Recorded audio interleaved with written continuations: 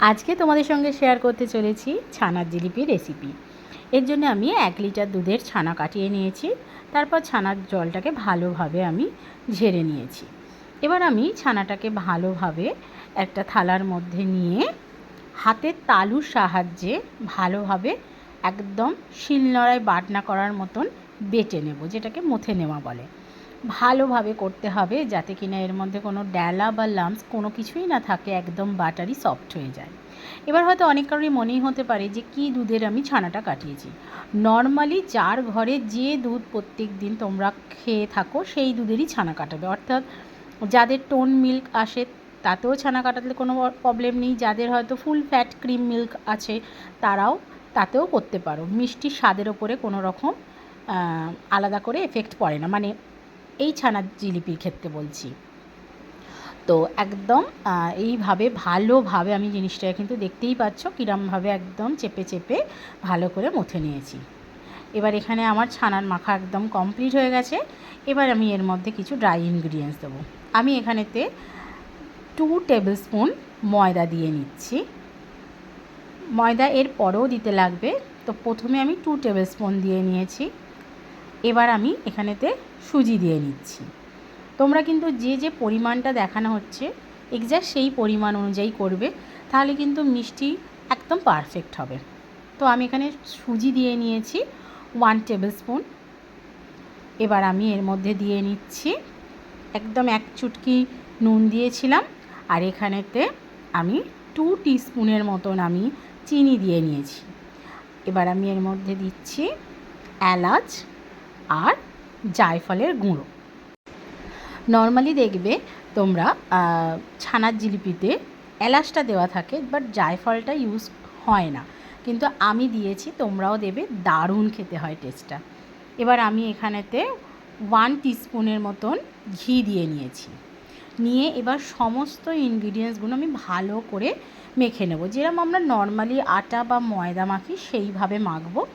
আর হাতের তালুর সাহায্যে খুব যে একবারে চেপে চেপে মাখতে হবে সেরকম নয়। আর হাতের তালুর সাহায্যে যখন প্রথম ছানাটাও মাখবে একটু চেপে মাখবে, তবে খুব বেশি নয়, কারণ ছানা থেকে যদি যে ছানার যে কোনো ছানার মধ্যে যতই টোন্ড মিল্ক হোক সামান্য পরিমাণে নিজস্ব একটা ঘি থাকে, মানে একটা তার মধ্যে ঘি বা অয়েলের একটা থেকেই থাকে। সেটা কিন্তু খুব ঘষে ঘষে করলে হাতের যে তালুতে একটা গরম থাকে, তখন কি হয় সেটা ছানার মধ্যে গিয়ে জিনিসটা একদম সেই তেল ছেড়ে যাওয়ার মতন হয়ে যায়, তখন কিন্তু মিষ্টিটা হতে কিন্তু একটু অসুবিধা হয়ে যাবে, মানে মিষ্টিটা ঠিক ভালোভাবে দাঁড়াবে না। তো চলো, এবার আমি এখানে যেটা দিয়েছি সেটা হচ্ছে আমি 1 চিমটের মতন খাবার সোডা দিয়ে নিয়েছিলাম, আর সেটার ওপরে আমি একটু দুধ দিয়ে নিয়েছিলাম। এটা কিছুই নয়, দুধের বদলে তোমরা সামান্য জলও ইউজ করতে পারো, বাট জলটা না ইউজ করলেই ভালো, দুধ তো সবাইকার ঘরেই থাকবে। তো দুধ দিয়ে আমি আলাদা করে একটুখানি গুলিয়ে নিয়ে তারপর পুরো ছানাটার সঙ্গে মেখে নিয়েছি।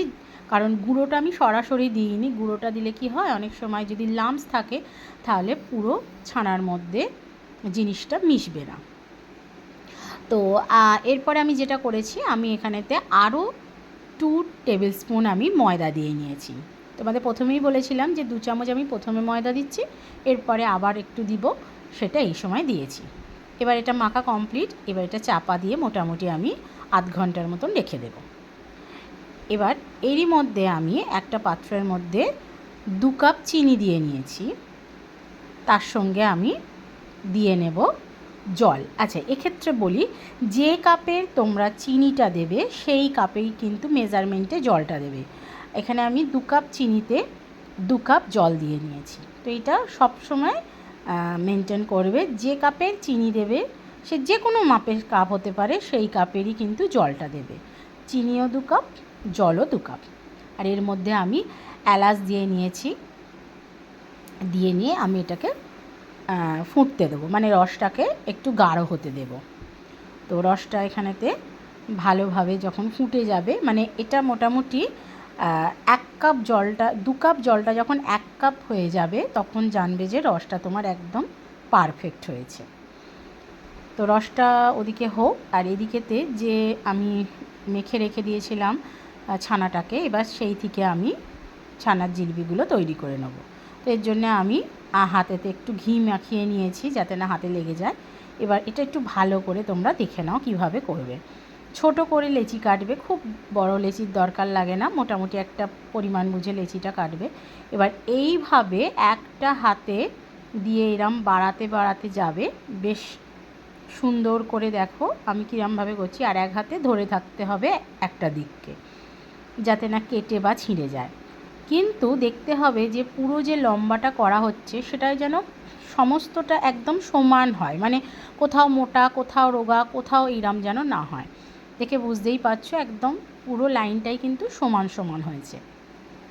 তো এইভাবে করে এবার এক দিকটা এইভাবে মুড়ে নেব, নিয়ে ভালো করে চিমটে জিনিসটাকে একদম আটকে দেবো যাতে না খুলে যায় তেলে পড়লে।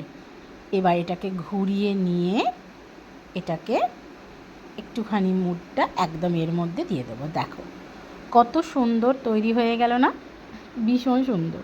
তোমরা চাইলে নিজের মতনও কিছু একটা ডিজাইন দিতেই পারো, কিন্তু যেহেতু আমরা জিলিপি বলছি সেহেতু জিলিপির মতন দেখতে হবে, আর যেটা নর্মালি দোকানে দেখতে হয় সেরমভাবেই তৈরি করা হয়েছে, যাতে মনে হয় আমরাও ঘরে বসে দোকানের মতন মিষ্টিটা বানাতেই পারি। দেখো আমি আবারও একটা করে দেখাচ্ছি যাতে তোমাদের বুঝতে সুবিধা হয়। একদম দেখতেই পাচ্ছ কিভাবে একদিকটা ধরে আছি আর এক হাত দিয়ে আস্তে আস্তে আমি রোল করতে করতে, মানে এইভাবে ঘোরাতে ঘোরাতে যাচ্ছি, জিনিসটা নিজে থেকেই কত সুন্দরভাবে লম্বা হয়ে যাচ্ছে। এবার আস্তে আস্তে করে এটাকে আবারও মুড়ে দিয়ে একটা সুন্দর জিলিপি তৈরি করে নেব। এই মোড়াটা ভালো করে করবে যাতে না খুলে যায়, কোনো জল বা কিচ্ছু দেওয়ার দরকার নেই, একদম সুন্দরভাবে হয়ে গেল। তো এইভাবে আমি সবগুলোই তৈরি করতে করতে থাকবো। আমি তোমাদেরকে এরকম দুটো তিনটে দেখিয়ে দিচ্ছি যাতে তোমাদের এটা করতে আরও বেশি ভালো হয়। আর সত্যি বলছি এটা যেরাম খেতে সুন্দর হয়, মানে সেরাম দেখতে সুন্দর হয়। দেখো একদম আমি 1 লিটার দুধের ছানা থেকে মোটামুটি এখানে আমি 16টার মতন তৈরি করে নিয়েছি। সমস্ত আমার রেডি। এবার আমি এগুলোকে ভেজে নেব। তো আগে আমি তোমাদের দেখিয়ে দিই রসটা কীরকম অবস্থায় এসেছে। দেখো না রসগোল্লা রসের মতন খুব পাতলা, না আবার পান্তুয়া রসের মতন একটা তার হচ্ছে। দেখো কোনো তার হবে না, কিন্তু একটা চটচটে ব্যাপার থাকতে হবে। এখানে রস কিন্তু আমার একদম রেডি। এবার আমি কড়াইতে সাদা তেল দিয়ে নিয়েছি। সাদা তেলের মধ্যে আমি এখানেতে ঘি দিয়ে দেব। যদি কেউ চাও পুরোটাই শুধু ঘিয়ে ভাজতে পারো, আমি এখানে তেল আর ঘি মিশিয়ে দিচ্ছি। আর যদি কেউ চাও যে শুধু সাদা তেলেতে খাবে, ঘি অ্যাভয়েড করবে, কারণ অনেক কেউ ঘি অ্যাভয়েড করে, সেক্ষেত্রেও করতে পারো, কোনো অসুবিধা নেই। বাট ঘিটা দিলে টেস্টটা একটু বেশি ভালো হয়, এটা আমরা প্রত্যেকেই মোটামুটি বুঝি বা জানি। তো যে যেরম মনে করবে সে তার মতন করে নিতে পারো। এবার এখানেতে তেল দিয়ে যেটা মানে তেল আর ঘিয়ের যে মিশ্রণটা দেওয়া আছে, দেখো সেটা গরম হয়েছে কিনা দেখার জন্য আমি একটুখানি অল্প করে ছানার জিলিপির থেকেই একটু লেচি কেটে দিয়েছিলাম ছোট্ট করে। দেখো এটা একদম রেডি। তো এবারে আমি এর মধ্যে এক এক করে ছানার জিলিপিগুলো দিতে থাকবো। এবার বলি, প্রথমে যখন তেলটা বা ঘিটা তোমরা গরম করবে তখন গ্যাসের ফ্লেমটাকে একটু জোর দিয়ে দেবে, মানে যেটা আমরা হাই ফ্লেম বলি। যখন দেখবে যে ফ্লেমটা মানে বেশ এটা মানে ঘিটা বা তেলটা ভালো গরম হয়ে গেছে, তখন কিন্তু সেটাকে একদম আস্তে দিয়ে দিতে হবে। আর সেই একদম আস্তে অবস্থাতে জিলিপিগুলোকে ছাড়তে হবে, মানে একদম সেই তেলটা খুব পুড়ে গিয়ে ধোঁয়া উঠছে এই অবস্থায় কিন্তু কোনোভাবেই জিলিপি দেওয়া যাবে না, এবং এই অবস্থায় অবধি তেলটাকে নিয়েও যাওয়া যাবে না, মানে ধোঁয়া ওঠা তেল করলে হবে না, কিন্তু হাই ফ্লেমেতে তেলটাকে গরম করে নিতে হবে। আর যখন জিলিপিগুলো ছাড়বে তখন কিন্তু একদম ফ্লেমটাকে সিম করে দিতে হবে, কারণ খুব যদি ফ্লেম থাকে তাহলে জিলিপিটা ওপর থেকে পুড়ে যাবে, কিন্তু ভেতর অবধি কিন্তু ভালোভাবে কুকড হবে না। দেখো আমি একদম আস্তে দিয়ে এপিট ওপিট করে ভালোভাবে উল্টে নিচ্ছি, উল্টে নিয়ে ভালোভাবে ভেজে নিচ্ছি।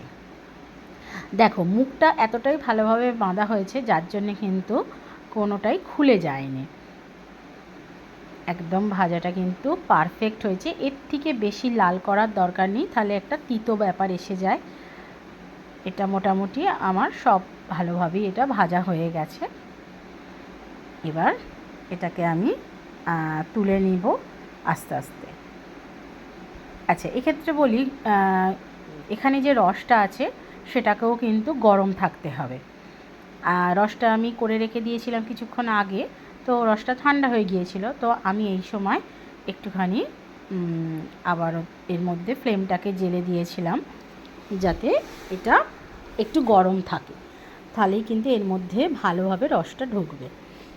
চলো, এবার আমি আবার সেকেন্ড ব্যাচটা দিয়ে নিচ্ছি ছানার জিলিপি ঠিক একইভাবে।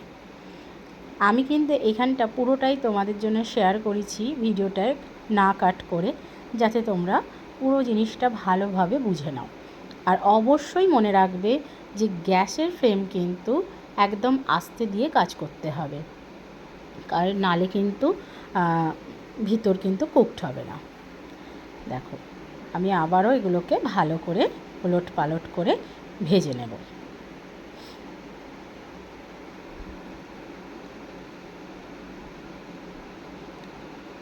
তো এদিক ওদিক করে ভাজা হয়ে গেলে এগুলো আবার আমি দেখে নাও পুরো রসে দিয়ে নিয়েছি।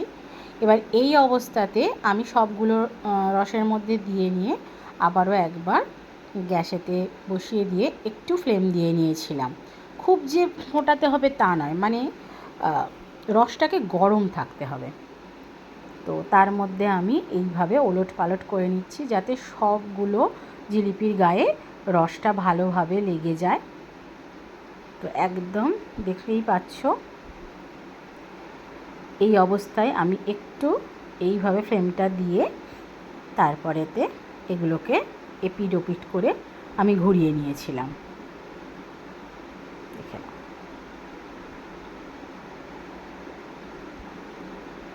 এবার এই অবস্থায় আমি বন্ধ করে দিয়েছি। দেখতেই পাচ্ছ, আমি যে বললাম বেশিক্ষণ ফোটাতে হবে না, জাস্ট একটুখানি উবাল আসবে আর বন্ধ করে দেবে। এবার এটাকে আমি ঢাকনা দিয়ে মোটামুটি 2-3 ঘন্টা রেখে দেব। 2 ঘন্টা রাখলেই এনাফ।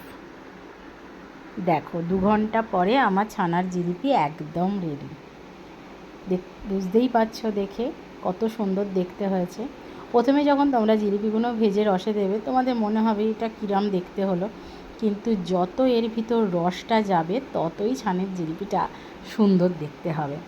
আর তোমরা দেখতেই পেলে, আমি হাতে নিয়ে দেখিয়ে দিলাম যে এর মধ্যে কীরকমভাবে রসটা গেছে।